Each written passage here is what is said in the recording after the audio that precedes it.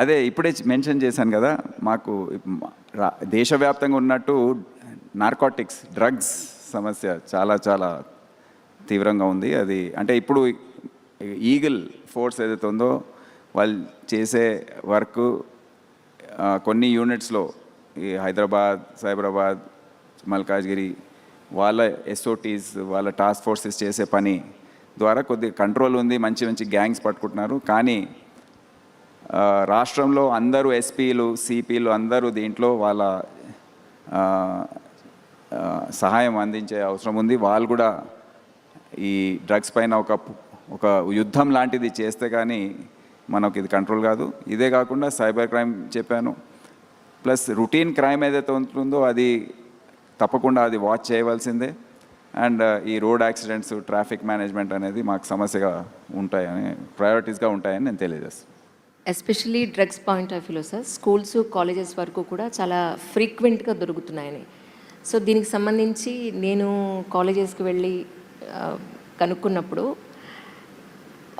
Prize money కనుక పెడితే ఎవరైనా ఇలా పట్టుకోండి, ఎవరైనా ఇలా కనుక సప్లై చేస్తుంటే మాకు ఇన్ఫర్మేషన్ ఇవ్వండి, ఫోటో కానీ వీడియో కానీ ఇన్ఫర్మేషన్ ఏదైనా మాకు చెప్పండి, సో పిల్లలు ముందుకు వస్తారు అనేది చాలామంది స్టూడెంట్స్ అనడం జరిగింది.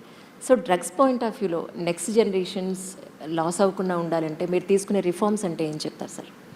ఇప్పుడు మనం అత్యంత ఆందోళన కలిగించే విషయం ఇప్పుడు మన ఎడ్యుకేషనల్ ఇన్స్టిట్యూషన్స్లో ఏదైతే విస్తరిస్తుందో ఈ డ్రగ్స్ సమస్య, అది మనం దాని గురించి చాలా ఆలోచించే అవసరం ఉంది. ముఖ్యంగా ఈ యాంటీ డ్రగ్ కమిటీస్ ఏవైతే ఉన్నాయో ప్రతి ఎడ్యుకేషనల్ ఇన్స్టిట్యూషన్లో కంపల్సరీగా మ్యాండేటరీగా ఉండే విధంగా ఇప్పుడు ముఖ్యమంత్రి గారి స్థాయిలో కూడా డిస్కషన్స్ జరిగాయి. మేము కూడా నేను ఈగిల్ వాళ్ళ డిపార్ట్మెంట్ రివ్యూ చేశాను, ఆదేశాలు ఇచ్చాను. ఇప్పుడు వర్క్ స్టార్ట్ అయింది. కొత్త జియో మేము తీసుకురావాలి.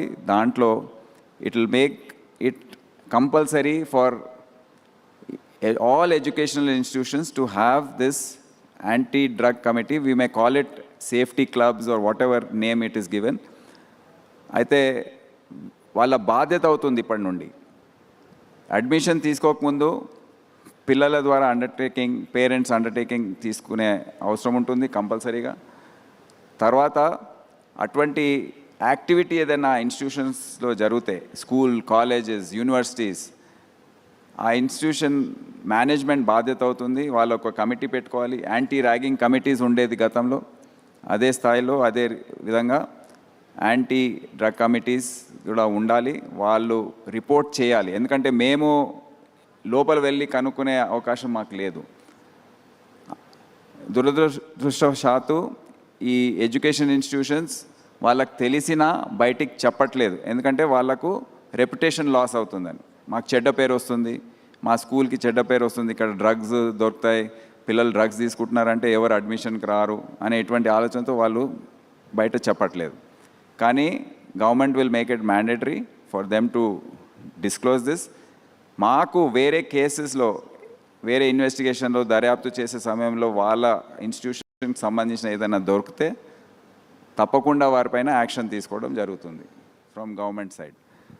ఐదర్ అంటే what ever charges we have to decide what type of punishments have to be given. So ఇవన్నీ చేస్తే కానీ ఎడ్యుకేషనల్ ఇన్స్టిట్యూషన్లో పిల్లల పట్ల మనము అజాగ్రత్తగా ఉండే అవకాశం లేదు. సో ఈ జాగ్రత్తలు తీసుకునే అవసరం ఎంతైనా ఉందని. ఇదే కాకుండా అవగాహన కార్యక్రమాలు, అవేర్నెస్ సెషన్స్ ఇంకా విస్తృతంగా ప్రతి వాడలో వెళ్ళి చెప్పడము, ప్రతి ఏరియాలో వెళ్ళి చెప్పడము, ప్రతి జిల్లా ఎస్పీ, కమిషనర్ ఆఫ్ పోలీస్ వాళ్ళు టేకప్ చేయడము, ఇది అంతా చేయాలని అనుకుంటున్నాము. అంటే ఎడ్యుకేషనల్ ఇన్స్టిట్యూట్స్ చుట్టూ ఉన్న ప్రజలు కూడా మాకెందుకులేని వదిలేయకుండా మీ వరకు తీసుకొస్తే వాళ్ళ వంతు బాధ్యతగా బాగుంటుందేమో అనుకుంటున్నాను సార్. అవును, ఎడ్యుకేషన్ అక్కడ ఇప్పుడు పాన్ షాప్స్ కూడా ఉన్నాయి పక్కకు, పాన్ షాప్స్లో కూడా దొరుకుతున్నాయి. సో మొన్న కొన్ని రోజుల క్రితము హైదరాబాద్ సిటీలో కొన్ని ప్రాంతాల్లో ఈ పాన్ షాప్స్ అన్నీ చెక్ చేసి చాలా మెటీరియల్ సీజ్ చేశారు. సో ఆ విధంగా ఈ ఇన్స్టిట్యూషన్స్ చుట్టుపక్కల పరిసర ప్రాంతాల్లో ఏది కూడా ఉండకుండా చర్యలు తీసుకునే దిశలో మేము వెళ్తున్నాం. ఎస్హెచ్ఓస్ అందరినీ విమర్శ పెట్టారు, ఎందుకు అని అంటే దానికి రీజన్ ఏమిటి అంటే ఏం చెప్తారు? కూర్చోరు? అందరినీ విమెన్ని పెట్టారు యాక్చువల్లీ. అందరినీ పెట్టలేదు. పర్సంటేజ్ నేను నాకు షాక్ అనిపించింది. నేను ఫస్ట్ టైం సిపి అయినప్పుడు 2022లో 21 ఎండ్లో చూస్తే 174 సంవత్సరాల చరిత్రలో హైదరాబాద్ సిటీ పోలీస్ 1847లో ఫస్ట్ స్టార్ట్ అయింది. ఒక్క ఉమెన్ లేడీ ఆఫీసర్ కూడా ఎస్హెచ్ఓగా వేయలేదు. ఎవరు కూడా పోలీస్ స్టేషన్కి ఎస్హెచ్ఓగా పనిచేయలేదు. అంటే ట్రాఫిక్లో చేశారు, వేరే ప్రాంతాల్లో చేశారు, వేరే డిపార్ట్మెంట్, కానీ లా అండ్ ఆర్డర్ ఎస్హెచ్ఓగా ఎవరు చేయలేదు. సో నేను అప్పుడు వచ్చే ఉమెన్స్ డే రోజు, అంటే దాని ముందే ఎక్సర్సైజ్ అంతా చేసి బెస్ట్ ఉమెన్ ఇన్స్పెక్టర్ విల్లింగ్నెస్ తీసుకొని, అంటే ఎస్హెచ్ఓగా అంటే కొద్దిగా 24 గంటలు పనిచేసే అవకాశం ఉండాలి. ఉమెన్ ఆఫీసర్స్కి కొద్దిగా కష్టంగా ఉంటుంది, వాళ్ళు అందరు కూడా రెడీగా ఉండరు. సో ఆ ఆఫీసర్ రెడీగా ఉంది.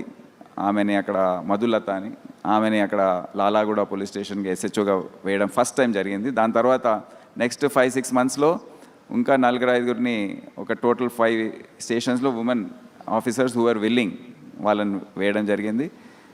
తర్వాత లాస్ట్ టైం నేను గత సంవత్సరం 18 డీసీపీస్ నా దగ్గర పనిచేస్తున్నారు సిటీలో. 9 మంది ఉమెన్ డీసీపీస్ ఉన్నారు. Half 9 of them were, and they were holding important zones, north zone, central zone, south zone లాంటి సెన్సిటివ్ జోన్ కూడా వాళ్ళు చేయడం జరిగింది. సిసిఎస్, ఇంకా head quarters, all important things city పోలీస్కి.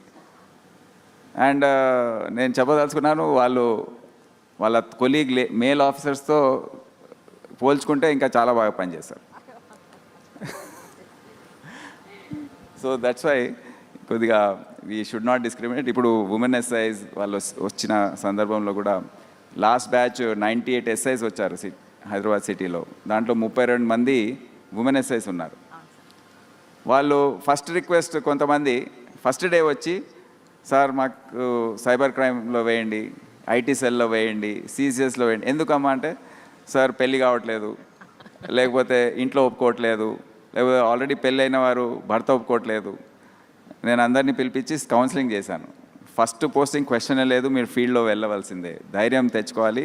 ఇక్కడ మీరు ఏం చూసి వచ్చారు, సినిమాల్లో అన్నీ చూసి వచ్చారా, ఇక్కడ కష్టంగా ఇట్లాగే ఉంటుంది, తప్పకుండా మీరు చేయవలసిందే, ధైర్యం తెచ్చుకోవాలి అండ్ చేయాలి. అండ్ ఫ్యూచర్లో కూడా స్టేషన్ ఎస్హెచ్ఓస్గా కూడా మీరు చేయాలని వారికి ప్రోత్సాహం ఇచ్చి పంపించడం జరిగింది. పోలీస్ డిపార్ట్మెంట్లోకి రావాలనుకునే యంగర్ జనరేషన్కి ఇలా మీరు వీటికి సన్నద్ధంగా ఉంటేనే డిపార్ట్మెంట్లోకి రండి అన్న కొన్ని important points, dos and don'ts అంటే ఏం చెప్తారు sir? Police department or government service itself and police department ప్రత్యేకంగా ఈ పబ్లిక్ సర్వీస్ చేయాలనే ఆలోచన కడుపు లోపల నుండి వచ్చే ఒక ఆశ ఏదైతే కొంతమందికి ఉంటుందో, అది లేకపోతే రావద్దని నేను విజ్ఞప్తి చేస్తున్నాను. ఎందుకంటే ఇక్కడ వేరే ఆలోచనతో రావద్దని కూడా నేను పబ్లిక్గా బహిరంగంగా కూడా నేను చెప్పాను. ఇక్కడ ఏదో డబ్బు సంపాదన, లేకపోతే మాకు పవర్ ఉంటుంది, మేము దాన్ని వాడుకొని ప్రజల దగ్గర ఎక్స్ట్రాక్ట్ చేద్దాము, ఆ ఆలోచనతో వస్తే సరే కొన్ని రోజులు నడుస్తుంది, కానీ మీకు చెడ్డ పేరు, ఏదో రోజు ఏసీబీ ట్రాపో సస్పెన్షనో ఏదో ఒకటి జరుగుతూ ఉంటుంది. ఇవన్నీ ఇబ్బందులు పడే బదులు మీరు వేరే ఒక పాన్ షాప్ పెట్టుకున్నా దీనికన్నా ఎక్కువ సంపాదించవచ్చు. దయచేసి ఇక్కడ రాకండి. So that is the main thing. ఆ ఇంటెగ్రిటీ, ఆ ప్యాషన్ ఫర్ సర్వీస్ ఉంటే కానీ యూ స్టడీ యువర్ సెల్ఫ్. వేరే ఆప్షన్స్ కూడా ఉన్నాయి కదా. సో మీరు హైలీ ఎడ్యుకేటెడ్. ఇప్పుడు మా కానిస్టేబుల్స్ కూడా చాలామంది PhDs, post graduates, engineering graduates, double degrees. So మీకు వేరే ఉద్యోగాలు కూడా దొరుకుతాయి, ఇక్కడ వచ్చే అవసరమే లేదు.